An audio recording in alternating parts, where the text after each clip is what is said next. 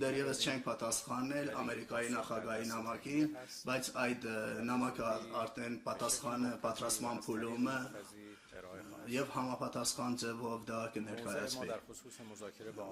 Ամերիկայի հետ մեր բանակցությունը միանգամայն հստակ է, մեր դիրքորոշումը այդ մասին։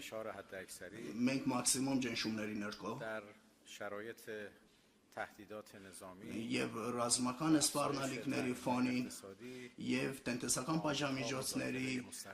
ավելացման պայմաններում Ամերիկայի հետ չենք ունենա ուղիղ բանակցություն, բայց Իրանի Իսլամական Հանրապետությունը միշտ պատրաստ է եղել, որ միջուկային իր խաղաղ միջուկային ծրագրի շուրջ եւ ավելի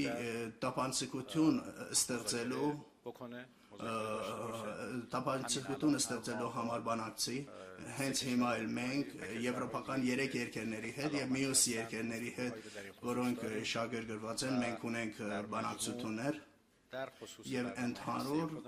մեր միջուկային ծրագրի վերաբերյալ